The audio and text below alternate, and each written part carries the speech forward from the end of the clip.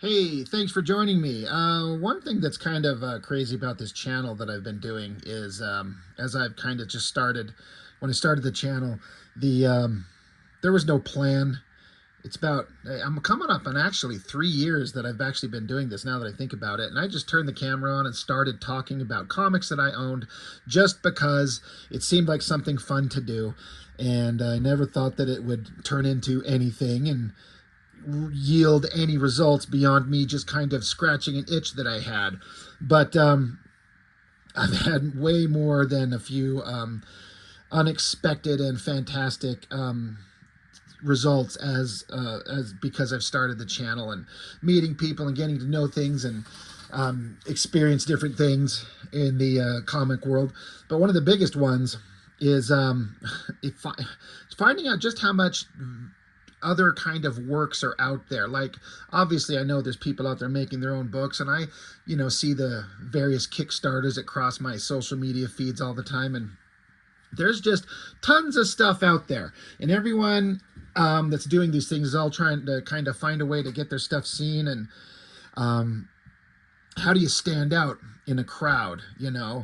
It's kind of tricky sometimes. And it's I can understand how a person could put their work out there and it just gets lost in the sea of books that people are, everyone's fighting to get your attention, whether you're looking at the big companies, the Marvels and DCs and Images and Dark Horses and whatever, or you're kind of scouting around for independent stuff. And it's just hard to, how do you get your stuff to stand out? I don't know if there's a one right way or a wrong way or whatever, but sometimes it might be just a lot of luck. But anyway, this fella who made this book series right in front of you, I came across him when he sometimes a situation that might have been seemingly bad tidings, bad news, bad luck, maybe it turns out to be a good thing. The creator of this book, I'm looking to see if it's right here on the front. I mean, it's signed, but let me flip it open. Right here, created, written, and illustrated by Eric Ninaltowski. I hope I pronounced your name right, sir. I meant to hit you up and ask you, but I forgot, and then I just started recording, and here we go.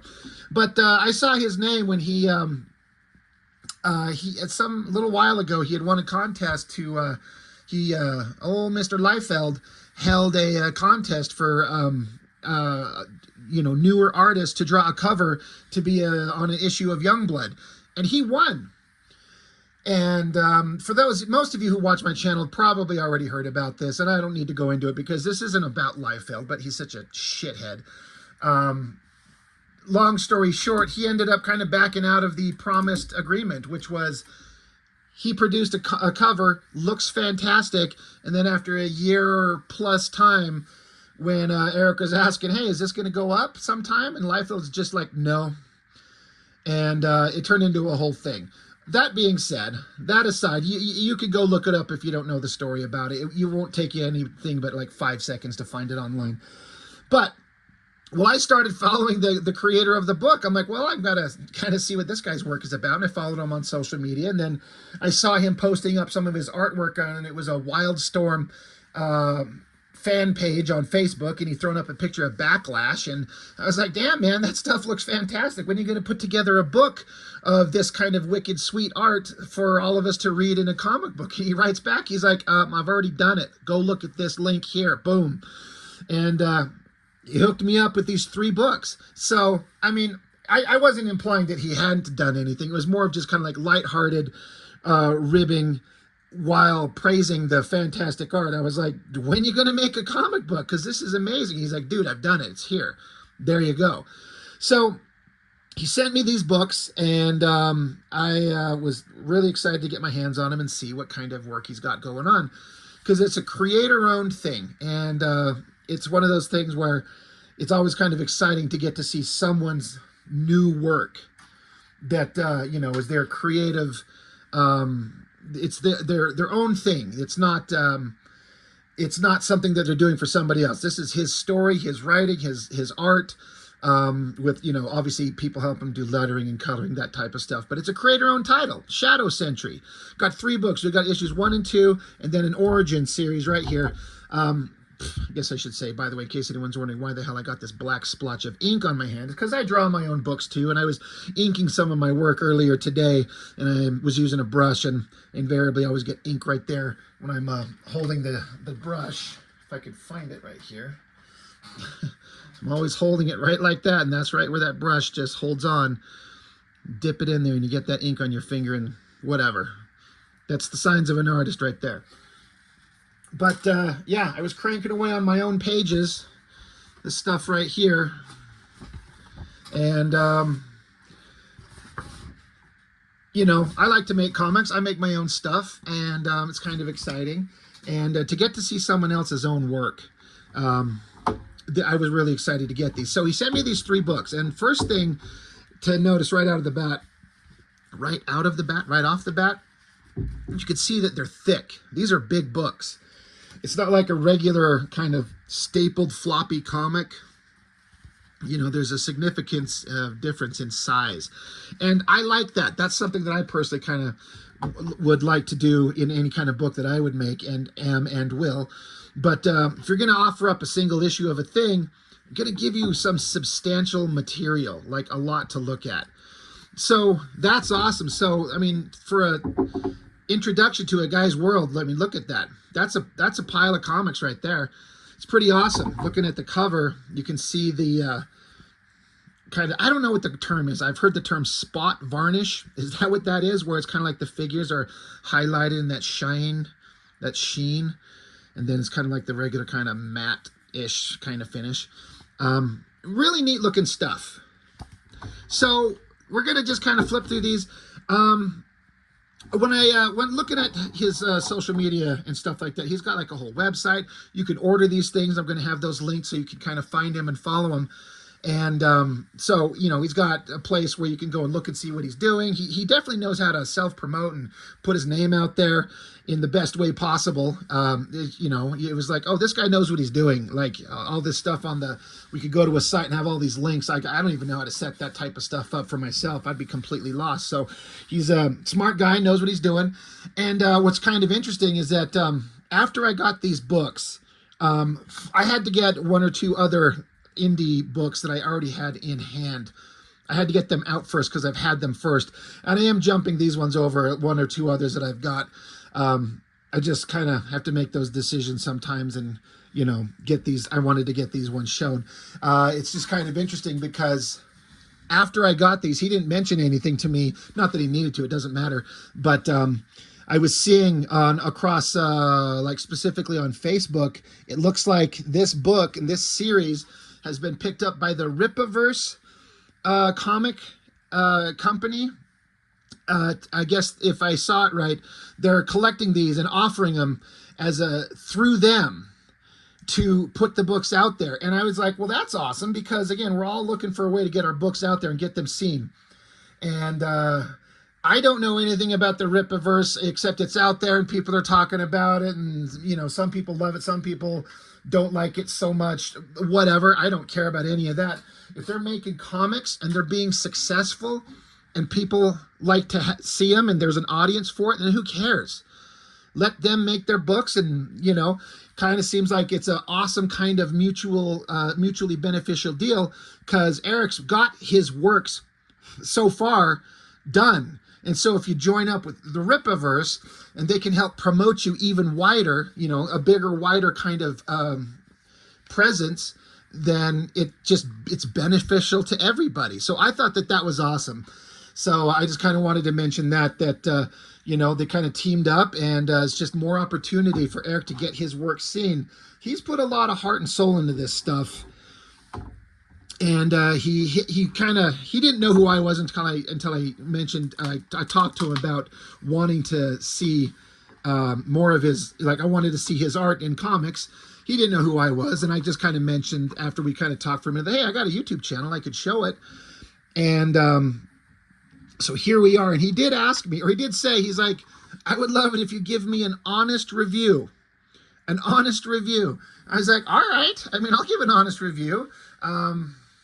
The thing is that these books are so professionally made. Like, there's nothing to critique about it. There's no failing really in anything that's like, this is amateur hour. There's nothing like that going on. It's all like about as high a level as you could ever hope to come up with. I mean, just look at the design of everything, the layouts, the color. It's all put together like it's as solid as a comic as you could ever hope to see. So the only thing that you can say about it is whether you like it or not. Does it speak to you? Does it grab your attention? But there's, and I've looked at a lot of comics like that when I've done these on my channel, where I talk about like, yeah, I read this book, or I looked at it and I can tell that it's good, but it may not interest me. Now, I'm not saying that about this. I'm just saying in general, I don't think there's anything wrong with the person looking at a thing and going, yeah, I could see how good it is, but maybe it doesn't interest me. So in that kind of respect, I'm just saying that there's nothing to critique. It's all so good. It's just kind of, do you like what's in the content? And so, long story short, too late. Yeah, this is a good book. There's nothing to really say in terms of like, well, I think you should do this or you should do that. It's just kind of personal opinion. There are one or two little things that I might mention that it's just like a preference thing on my part, but it's like a minor thing, and it's not even worth really mentioning. But getting into it, the first thing that I noticed, the first thing that jumped out to me when I saw this panel, I was like, I know I've seen that somewhere before. And I had to think for just a half a second. I'm like, that is a Jim Lee drawing, or rather, like an homage, a tribute, which is exactly what it says down here in the newspaper, to a panel from the Extinction Agenda, where some of the characters, I'm trying to remember, it was the New Mutants, and they're running from, anyway, blah, blah, blah. I recognize the layout and kind of the homage thing going on there, and I like that. I see that, I'm like, we kind of come from the same era and the same kind of likes and dislikes in a way. I can see what's going on there. Like this is like a kind of a redo in a small way of a Jim Lee panel from an X-Men comic back in the 90, maybe 1990. Anyway, man and woman and a baby, and they're on the run away from some unsavory types. Good overhead shot looking down at them as they're going running. And basically speaking, obviously they're trying to get away, and the people that are chasing them are superpowered types. This is a superhero comic. This is a book that could have been published by Image back in the day. Or I mean, it still could be now, but when I think of this stuff, it's leaning into the kind of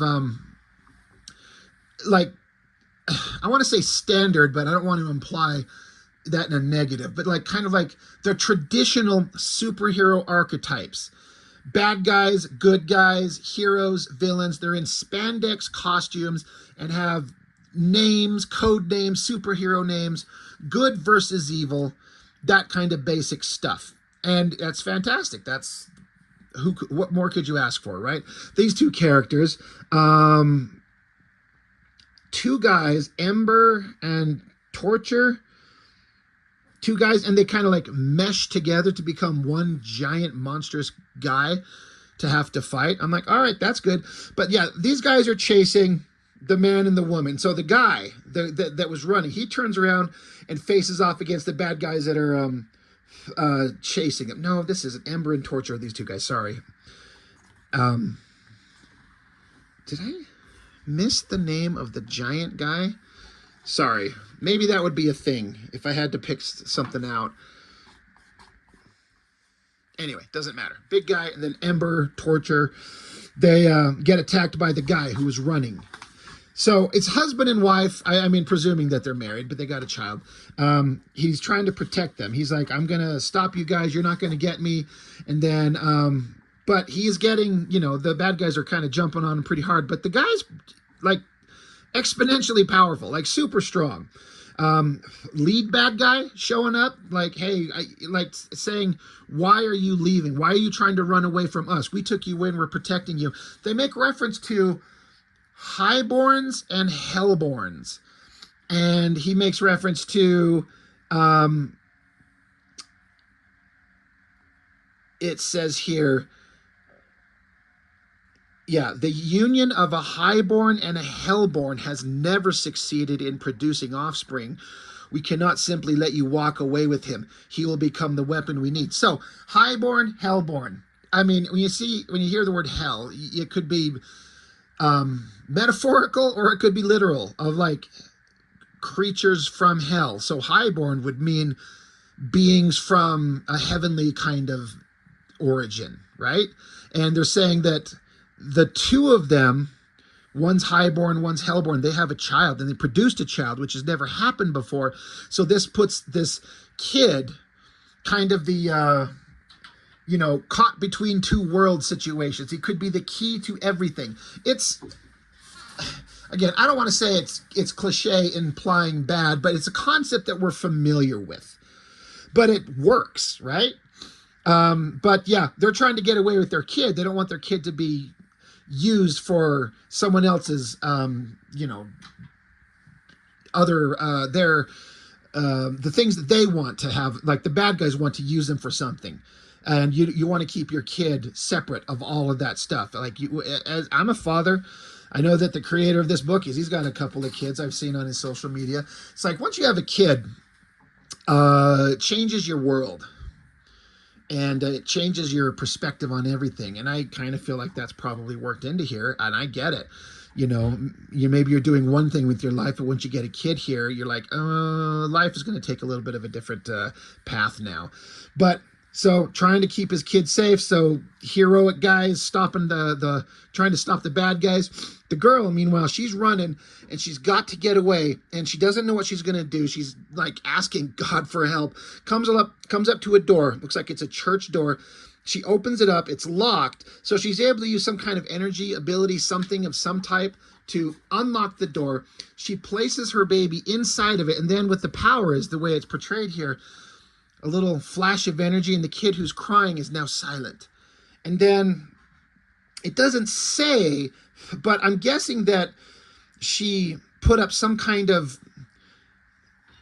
energy field to hide the kid. Is it invisibility? Is it a distortion wave? Is it cloaking? Who knows? It doesn't matter. All we know is the concept is that she put the kid down, put up an energy field, but then she's running here, still appears to have a kid. But you just saw her drop it off. So, all right, what's going on? They've got the guy captured, and the bad guys are, like, hey, we've got you. You're not going to get away with this crap. And the dad's like, you're never going to use our boy for your schemes. Giant explosion in the distance. And so the other bad guys come along and like, we were fighting. There was an explosion. The girl was thrown over the ledge, and the baby, we couldn't find the baby. All we found was this torn up blanket or whatever that the kid was in. And the dad freaks out. He's like screaming for his wife. I'm going to kill you, you son of a bitch. Punch. He gets knocked out. And I should say that that time frame was set in 2002. Now it says a short time later, you've got a villainous guy in a chair, computer control panels, monitor. The guy who was leading the villains over here, he's on the screen talking to this guy, and this is like, it's portrayed as he's the ultimate evil, the main villain, and he's pissed off that his crew failed. He's like, I'm not going to tolerate this shit from you guys. He's pissed off, and he says here that they've got another guy coming. He says, I must go. Your successor is arriving. So we got a guy here. He's getting shackles, and he's getting led into this room and into an elevator that goes down deep. And then, so we get into this other room. And when I saw this page, it kind of reminded me of something I've seen Chris Bacalo do, the artist, where he'd take a full page and just draw characters moving through different parts of some underground, going through some tunnels and some pipes and down some ladders and down some stairs. I don't know. I'm not saying that he took inspiration from that kind of thing. Maybe so. But it reminded me of something I've seen Chris Bacalo do in his art in comics. And I say that as a positive. It's kind of fun because you kind of get this big shot of this environment that they're in. Like, they're coming through a door, there's a walkway, down some stairs, another walkway, down several flights of stairs. So you get to kind of see as they kind of descend down into this environment. Creepy looking people here. Is that water? Is it lava? Who knows? It's creepy. But they're bringing this guy here. And the guy in shackles, he's talking a lot, and the guy that's bringing him isn't saying much at all. But basically, they present this guy in shackles to the main villain, who we just saw, you know, over here. Of course, you know he's a bad guy because he's got a giant flaming fireplace with, like, evil gargoyle demon monsters in front of it, and that's pretty awesome. But he's like, Daniel McDermott, this is the guy they're bringing here, is like, you're a man sentenced to die, but it's like, basically, they're like, you are a man with skills and abilities, you're sentenced to die, but maybe you could find a place here with us. We could use your abilities. They free him from his shackles, and he's like, all right. So the bad guy's like, I brought you here to offer you a proposition. So we get this big, cool shot of the guy. I look at that and it feels like something right out of a Wildstorm comic. I don't know why. The art, the inspiration of a kind of a Jim Lee style, which I appreciate, I like a lot. So he's basically trying to figure out, well, what's the deal? Where the hell have you brought me? Who are all these creepy people with you? And so he basically, from the bad guy here, gets the pitch. We're going to have you do this. You're going to work with us. You're going to be part of our crew. The guy's got kind of a little bit of a attitude, not taking it exactly completely seriously. So main bad guy says, do not be deceived by my appearance. Behold my true form and my true nature. I have to say, I feel like there has to be a little bit of inspiration of Mum-Ra from Thundercats here. This almost looks just like the same kind of face with the hood and things like that. I'm not saying it as a negative. I like that. I love Thundercats. I think it's awesome. And so to have a bad guy kind of like that, and he's like erupting in power and energy, and he transforms into a big, scary, powerful version of himself, holding up the guy. He's like, I didn't bring you here to ask you. You are going to be part of our group, whether you want to or not. That's how this is going to go. And bad guy forms some fangs on his teeth. Pretty epic. Pretty fantastic coloring. Dynamic shot. And now we cut to present day. So this is 2020. Remember, we started out in 2002. And so now basically the concept is obviously the kid. The parents were trying to get their kid away. Bad guys are chasing him. They had to hide the kid. So now we're going to meet up with the kid. And of course, he's in some, like, a juvenile justice services center. He's an abandoned kid. And that sucks. But that's kind of the story. Like, his parents had to give him up to save his life. I did notice this sketch here. When I was looking at the front credits page, I saw here, page 15, Angel Inks. It says Aven, A-V-E-N, Ninaltowski. And so I went back and I kind of counted the pages up, and I'm like, okay, so it must be talking about this. I'm guessing, if I had to guess, because that specific drawing, it's a kid drawing a sketch on paper. So I bet that the Eric himself probably drew that, and the credit saying Aven, I'm going to guess that's maybe one of his kids. I don't know. If I had to guess. And I think that's kind of neat if that's the case. Like, hey, sketch, ink over this, because you're going to help me make it look like a sketch that this kid is drawing, to give it the kind of right kind of vibe of a drawing that the kid in the comic is doing. I'm just guessing. I don't know that that's true, but it would make sense, and I like that idea.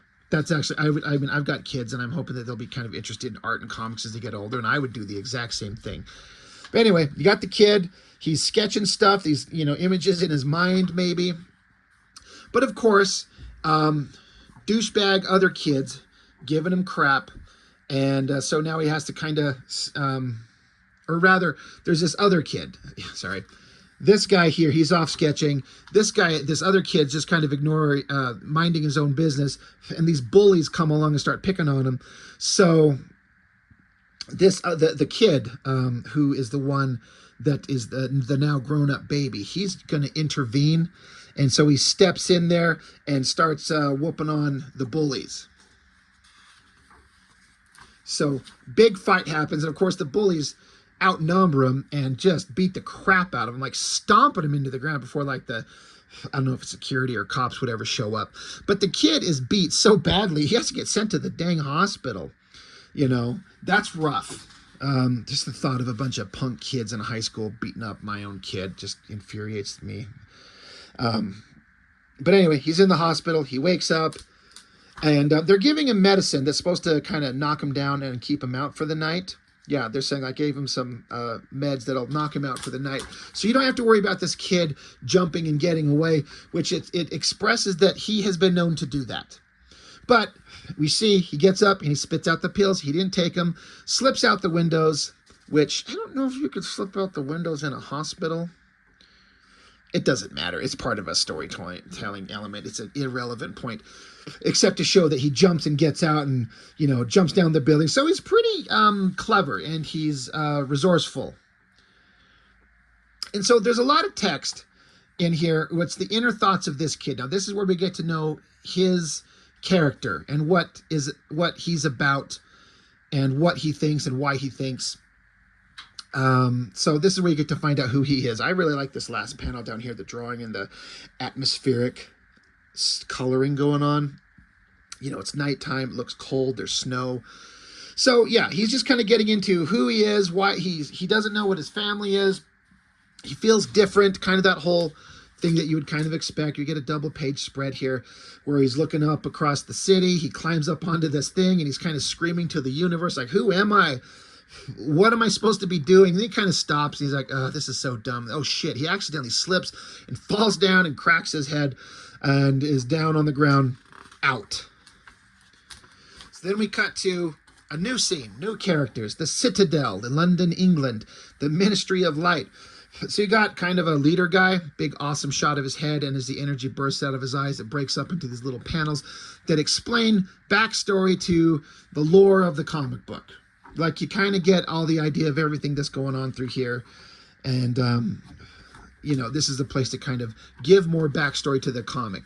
But the important point that they kind of get into here that I was actually kind of surprised at, I guess in a little way, the part of me that's a father, you know, trying to imagine what would it be like to have to, you know, think that your child was killed.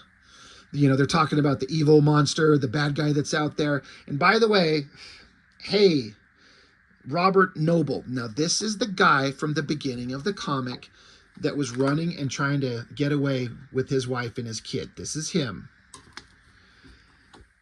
He's like, I have been granted a vision, this guy says.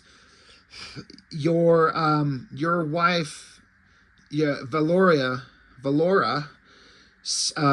she saved your... Basically, he gets told his kid is still alive. He's like, what? My kid is still alive? And they're like, yeah, she tucked him away. She hid him. He's alive, and he's got the potential to have abilities to affect everything. Bad guys want him. We need him. He's in danger for his life, if nothing else, but we've got to get him. And so, of course, this is going to be shocking to the guy. He's like, holy, like, you're kidding me. But, you know, this is just shocking to him. So the guy, Robert Noble, his name is, they call him Commander Noble. He's kind of walking along. You know, he's lost in thought about the kind of shocking news he got. I did like this part. Two of these other guys show up, Galleon and Skyhawk, and they're like, hey, man, we heard what's going on. We just want you to know, like, we're here to back you up. You know, wherever, whenever, if you need us, we're there to back you up. We're there for you. I like that, knowing that this guy has a couple of buddies that are like, we're here to be with you. We're going to help you out no matter what. If something comes up, you know, we're here to be on your side. You know, true friends. So now we cut back to, now it doesn't tell you instantly, but you get it very quickly on the next page. But it's the kid. Remember, we just saw he'd slipped and fallen off of the bridge and, you know, fallen down into the street, could have killed him. So now we see a scene of like a jail cell, like a dungeon door. He cracks it open, the hand there. It's the kid, Jason.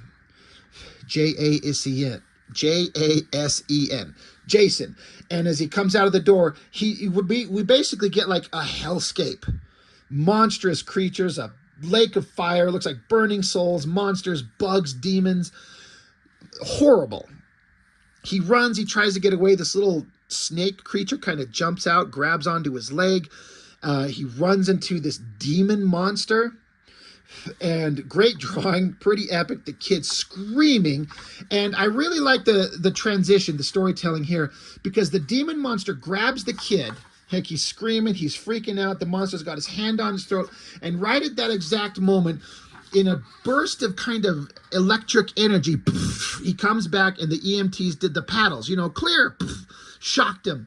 Got his heart started again, and he pops up awake out of the other realm. And then we go back to the other realm. The demon's like, what the hell? I've never seen that happen before.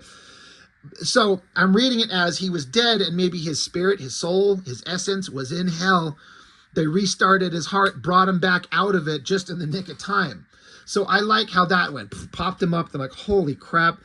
So they get him to the hospital, and then we cut over to bad guys. And so here's a collection of them. And this is the guy who we saw earlier that the big demon guy was recruiting. This guy here, this is him in a new outfit. Looks very Image Comics inspired. All these designs kind of do. And again, I don't mean that in a negative. It's just one of those things like this is a familiar design aesthetic that I appreciate. But bad guys are like, all right, the kid's out there. We got to find him. It's important for all of us. So they have conversation back and forth of what they're going to do, how they're going to do it. Bad guys have got to get the good guy, or get the kid. Now we get a scene of the good guys, and we get the names. You get the names of the characters here, but they're a little small. This is maybe a thing that I would revisit. I would think, because it says Hardwire, Brazen, Glare, Audible, and it's just like the names are kind of small, and I'm not saying they're kind of hidden, but they don't stand out. They either need to be bigger and bolder or just folded into the text of what they're saying, I would say, but that's just a minor nitpick on my part. But we get the heroes, so now we have the team of good guys. We've seen some of them, but here they all are, and they're trying to track down the kid. They kind of get a flash of how the kid was just woken up, and so like, all right, the kid's out there. There's this character here. I don't know if I missed them saying what this character's name is. Kind of the shadowy guy here. They're like, hey, you gotta go. Can you get out there and track down the kid? So, we gotta track him down, and there's like ready the team. So here's more characters of the team. Ganon, Cogent, Deke. So they're in the kind of the standard training room. All the characters in those Image Comics, in Top Cow, Wildstorm, Extreme, all of them. The character's always in a room training against robots or holograms or some kind of nonsense, which is what they're doing. And it gives you the opportunity to kind of showcase their powers, have some dialogue to kind of explain a little bit about the characters and who and what they are, and that's what you get. They're fighting, they're punching, they're shooting, they're sliding, they're badasses, they're crashing through robots, they're awesome. It's all well drawn. It works really well. Some more here with the big strong guy smashing stuff up. Like, hey, we're a team, we're awesome. Hey, by the way, guys, we got to go. We got to, I guess this guy can teleport him. Is that what it's kind of showing? It's a portal. Hey team, let's go. We got a thing to do. Back with the kid. He's woken up. He got his ass beat, sent to the hospital, gets out of the hospital, falls off a bridge and almost kills himself, gets shocked back to life, and he has no idea what's going on in the world, like how all these forces of extreme evil and extreme good are all kind of converging on him. He's having visions of the demon monster that he saw in his dream. He's probably thinking it's a dream, but maybe his soul was actually in hell. A bite on his ankle where that snake thing touched him. Cut back to the team. They're all getting ready. We gotta find this kid. We gotta track him down. So Everyone get ready. They chit-chat back and forth. I like the character, this guy in the cloak. It's like he can melt into the shadows themselves, just like literally like sink down into the shadows and presumably kind of get around, transport through the shadows. It's a really neat idea. That's a really creepy shot, and I like it. But yeah, they're looking for the guy. And so he's supposed to be in this cop car. They're going to transport him. The cops are going to take the kid back to probably the school or the place that he was not supposed to sneak away from in the first place. So sneaky shadow guy peeks up through the bottom of the car, in the back of the car, in the trunk, and finds dead bodies of the cops. He's like, oh, shoot, we might already be too late. So in the cop car, as it's driving, the kid's trying to get some information. He's trying to chat up the cops, and the cops are telling him just to shut the hell up. They don't want to hear any of his crap. And the guy's like, come on, what the hell is your problem? And then you get like a flash of like demon face over the guy to be like, yeah, we're not human. These are demons. And the kid passes out. And the demon guys are kind of like pissed off. Like, what the hell? We were told to bring him back unharmed. Why did he pass out? What the hell just happened? So while that's going on, yeah, so, you know, this is the shadow guy up here.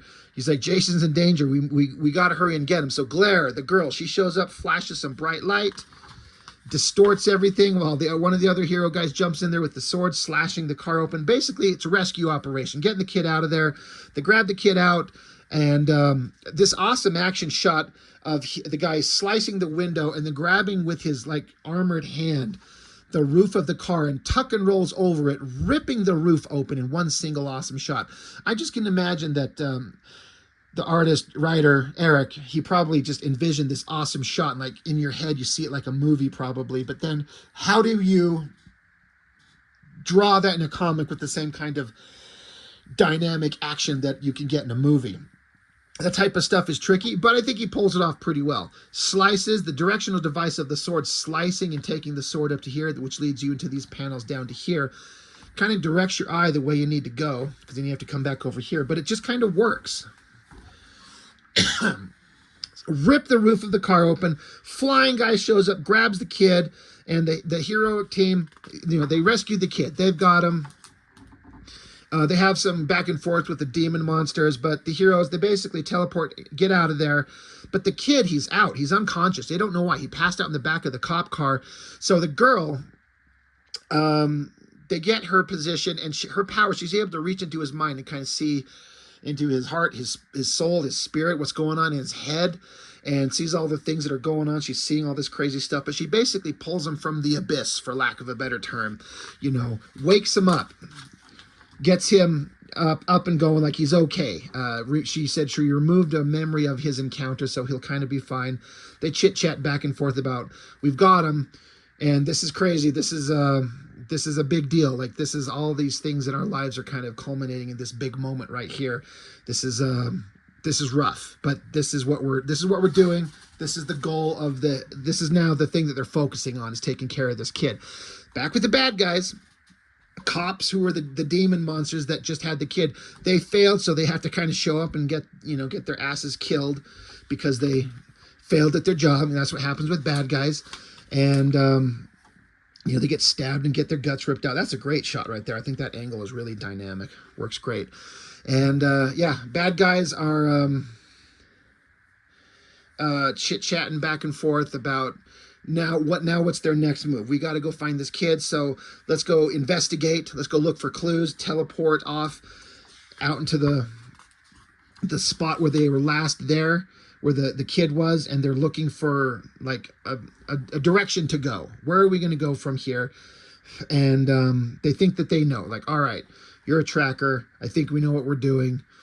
Back with the kid. He wakes up again, and this poor kid's gone through it. Like, he got his ass beat in the hospital, and he wakes up there, and then he falls off a bridge and almost dies, and he wakes up there, and then he gets kidnapped by demons and gets knocked out, and he wakes up here.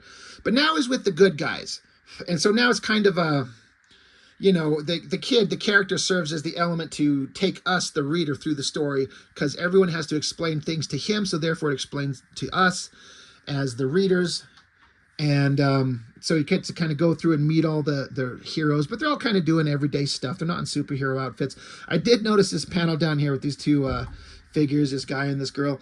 They're too specifically drawn. I bet you this is, I don't know, kids or something like that, or who knows, doesn't say, it doesn't matter. But the drawing there going on is like, this is somebody specific to the artist. And just kind of a fun thing to throw in there. I think that's kind of fun. I like stuff like that a lot. But yeah, so now he's here with the good guys. So now he has to get kind of a, we're your friends. I know you don't know us, but we're here to take care of you. I know it's kind of scary. I know it's kind of weird. I know that you're unsure of this. Sorry. Sorry, I'm flipping through it. I misspoke. I mean, not exactly. I guess what I'm saying is like these characters aren't announcing themselves. These are all the heroes, but they're not presenting themselves as the heroes. He got his memory kind of taken away, which is what the girl did. So they're like, we're at, I'm the headmaster of this place. This is the home for orphans. You've been brought to us. You're here to stay here. But these are all the heroes of the book that just saved him. But they're not letting him know that they're all these heroes to kind of keep him safe. So they're kind of keeping it on the down low for now. But it is him surrounded by the heroes. I was verbalizing that wrong. I don't want to misrepresent it. But so the kid goes out the front door, runs into somebody, and has kind of a little joking conversation back and forth. And so the kid, Jason's going to kind of go walking along.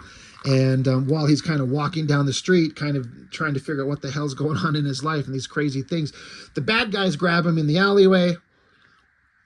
And they're like, hey, your problems are just beginning, kid. So you get the basic concept. A special child is born. The parents try to rescue him and get him away. And the parents, for lack of a better, simply put, it's not exactly this, but they kind of have to sacrifice themselves to let their kid get away and grow up. And now the kid has this important role in the battle to come between the forces of good and evil. And you've got the forces of good guys over here, and the bad guys over here, and they're all looking for him. They're all trying to chase him down, and they're all trying to, get this kid who's the key to everything in a way. It's a tried and true premise, but it works. And then you get the cover for issue 2 there, and then you get inside there a list of all the people, because they did a crowdfunder on this, and I didn't look it up before I did the video here, so I'm not quite sure how successful it was, but I'm going to say it must have been pretty successful. This many people to be able to create a book that looks like this. It's not cheap to get people to color it and letter it and put it all together, so congratulations to them. That's awesome. But you get the kind of idea. It's a tried and true formula.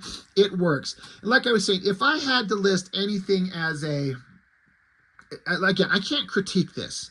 It's just little preference things. My first thoughts when I was reading it is that, and this is both a good thing and not a bad thing, but it's just a thing that stuck out to me. It's very dense.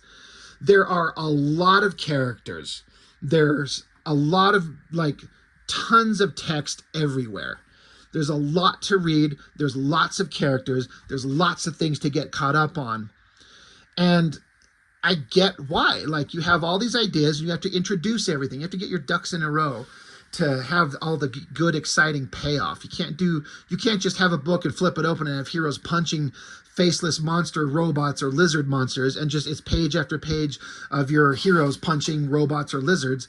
You don't get any kind of characterization like that. You have to meet these people, know what they're doing and why they're doing it and what the stakes are. And so in a way, this entire giant book, however many pages it is, I don't know, but again, it's a thick book. It's basically all setup. And that's fine.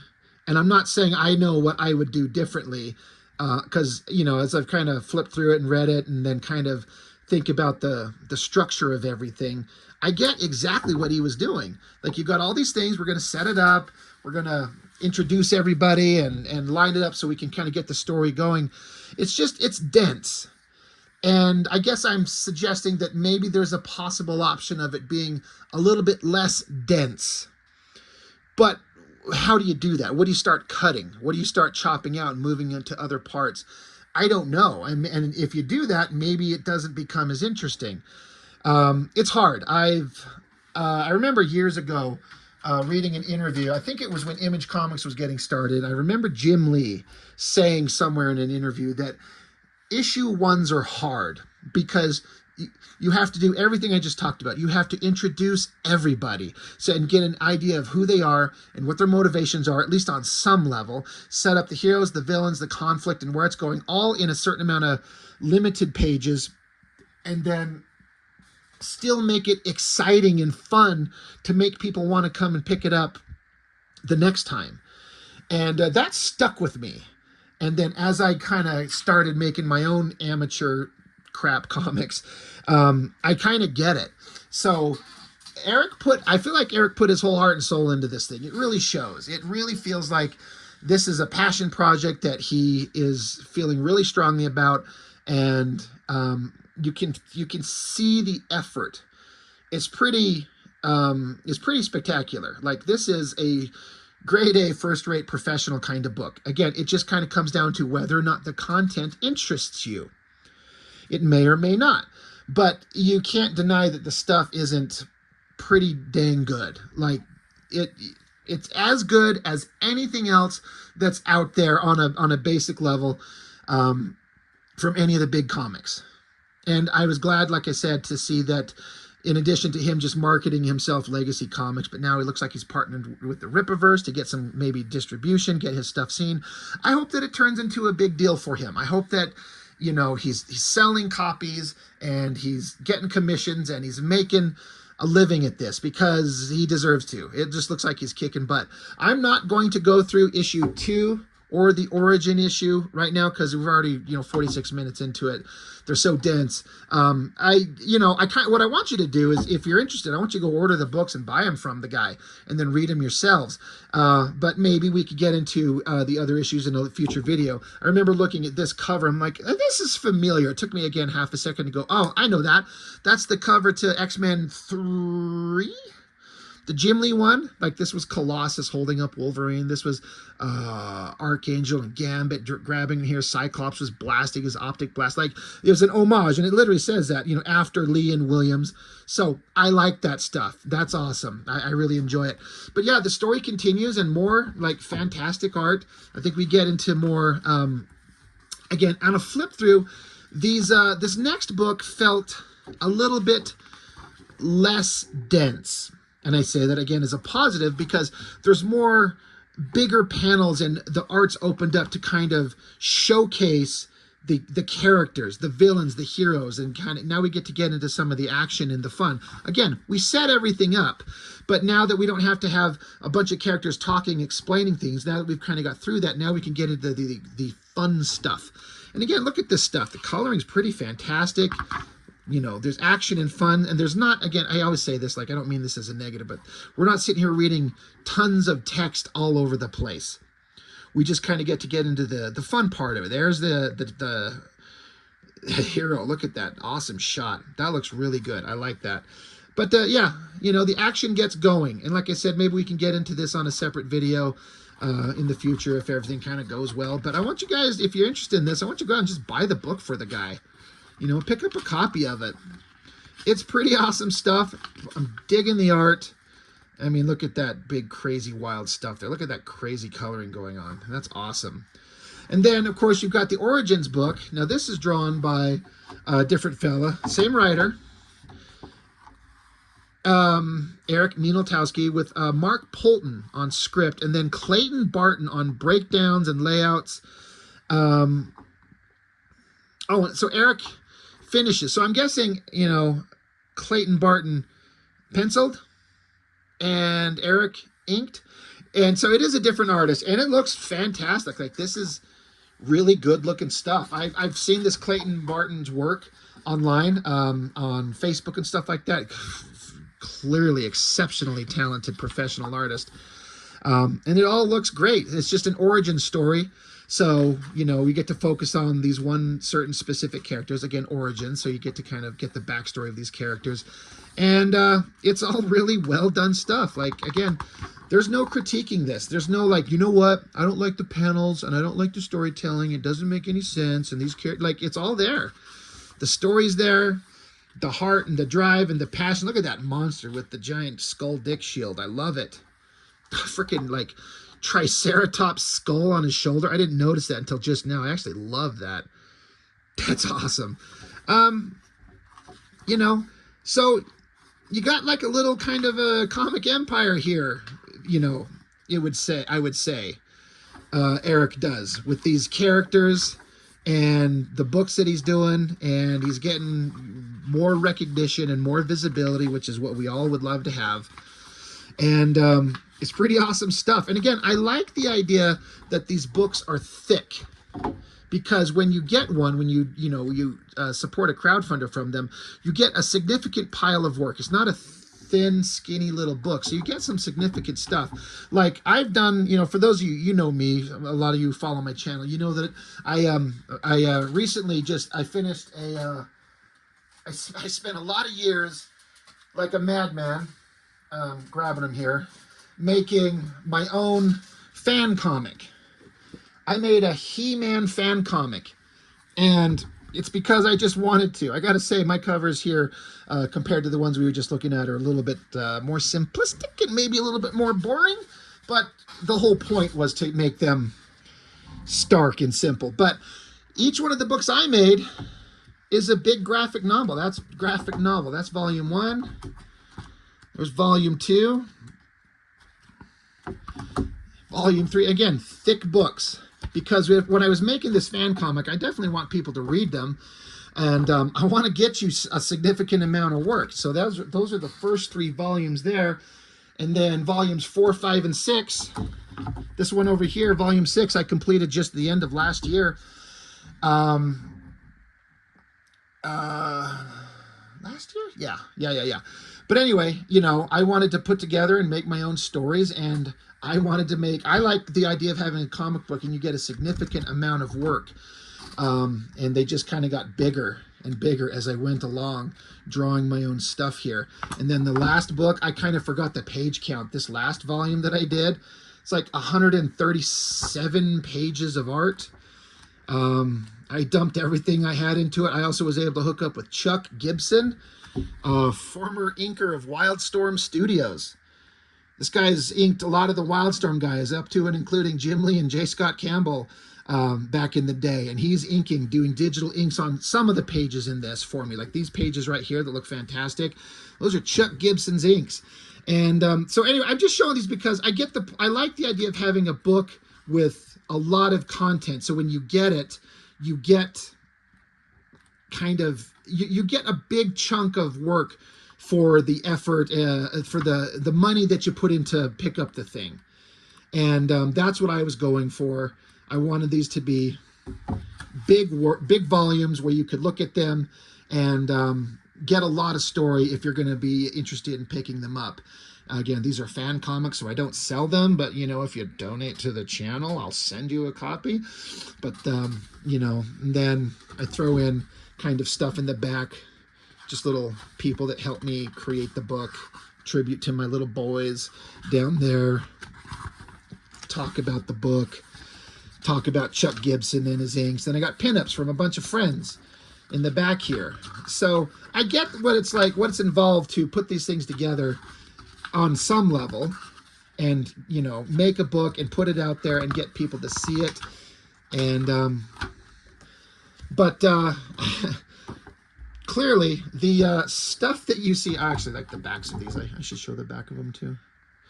But the Shadow Sentry books here, they kind of put my stuff to shame in terms of like professional quality, like lettering, coloring, the title, everything like that, and getting it out there and being seen. Like this is professional quality stuff. It's fantastic, and I'm glad that I got to see them, and I'm happy for Eric.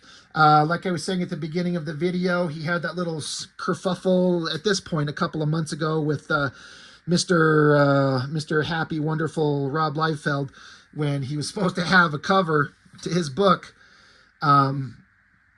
Eric did a cover for Youngblood that was supposed to be put on the books, and Liefeld just totally backed out of it like a douchebag, and it's not cool. And he was like calling like Eric like an amateur or something like that. I'm like, no, Eric may not be a guy who worked at Marvel and Image, but Eric is a professional comic artist through and through. There's no calling this guy like an amateur or anything like that. So anyway, blah blah blah blah. I'm going on long enough. I'll have links in the video, in the description. Go check him out. Pick up his work, support him, buy his books, and I don't think you'll be disappointed. It's pretty awesome stuff. So what more can I say? Shadow Sentry, books 1 and 2, and then Origins, and obviously he's working on the series continuing. There's going to be more coming from him. So, hey, what more could you ask? If you're kind of bored with big corporate comics, there's indie stuff out there to find that's entertaining. You just got to go looking, and I'm glad to be able to help in a small part on my little channel to show it out there and expose some other people to it. So anyway, that's all I've got for now. Thank you for joining me. I really, really appreciate it. I'll see you next time.